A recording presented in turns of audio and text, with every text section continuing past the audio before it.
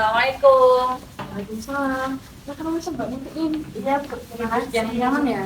Iya, Bu. Oke. Apa kabar Mbak Mutiin? Tadi kok sepertinya nggak kelihatan di kelas, itu kemana aja? Kabar baik, Bu. Tadi saya eh, lagi nongkrong sama teman-teman, jadi nggak masuk kelas. Oh, lagi nongkrong. Iya. Pasti seru ya kalau nongkrong kayak gitu ya Mbak Mutiin. Iya, Bu. Seru sekali. Berhubung Mbak Mutiin datang ke sini, mungkin ada yang mau dibicarakan dengan Ibu. Eh, Tenang saja Mbak Mutiin.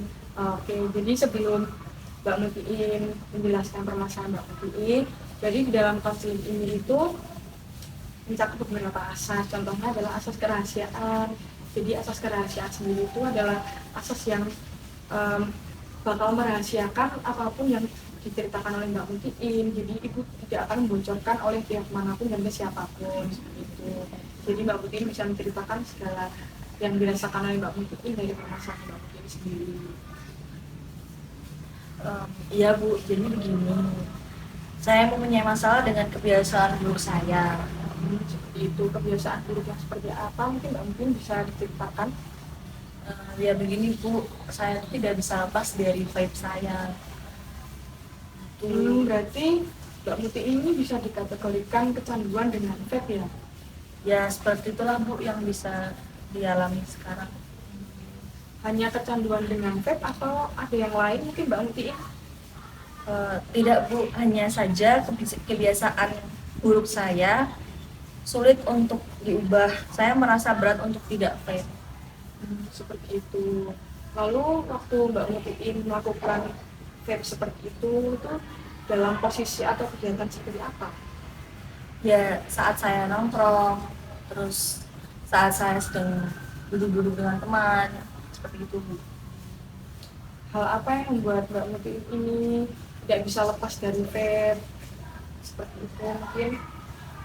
Ya karena kalau saya tuh nge-vape beberapa menit atau 1 jam lebih itu kayak ada yang hilang gitu. Jadi kayak ada yang janggal di apa ya, keseharian saya gitu.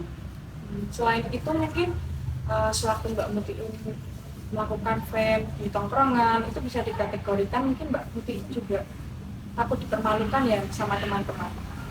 Ya iya sih, Bu, sebenarnya juga nurutin gengsi juga karena kan secara teman-teman saya tuh semuanya vape gitu. Tapi bisa disebut kecanduannya itu karena dipermalukan teman-teman itu ya Mbak Muti. Iya, Bu. Dengan situasi yang seperti ini, harapan apa yang Mbak Mutiin inginkan seperti solusi apa yang bisa mengurangi atau mencegah Mbak Mutiin supaya tidak melakukan vape?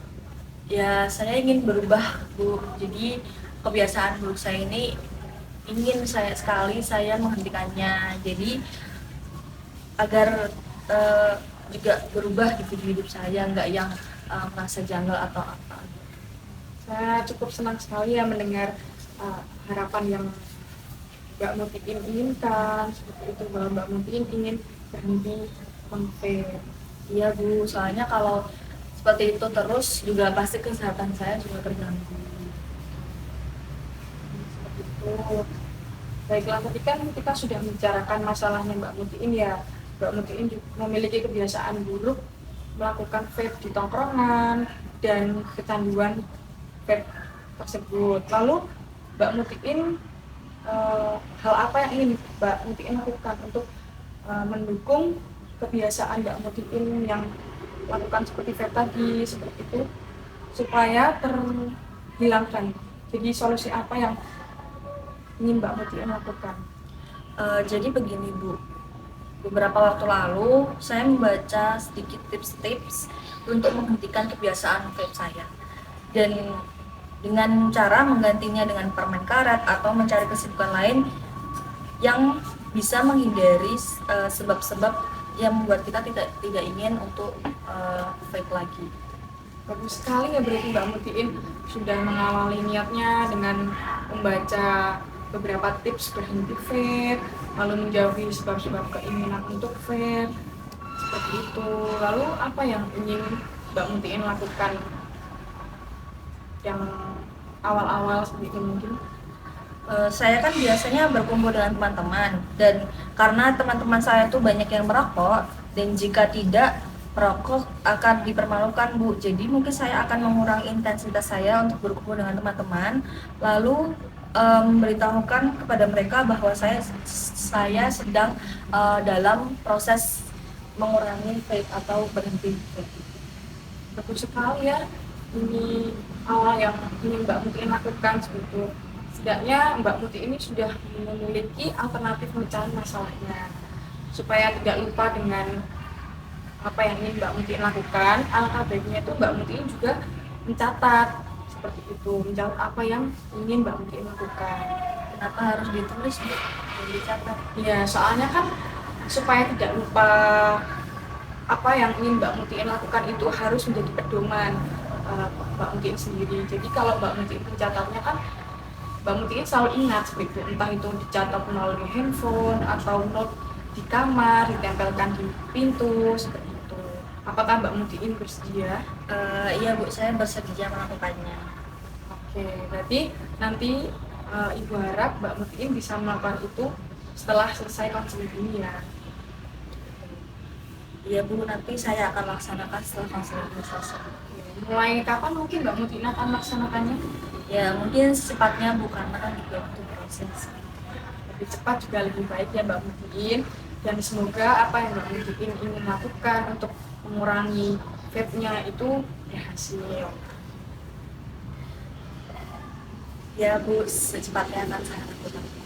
Ya, baik Mbak Mutiin. Mungkin ada hal lain yang ingin diceritakan oleh Mbak Mutiin sebelumnya?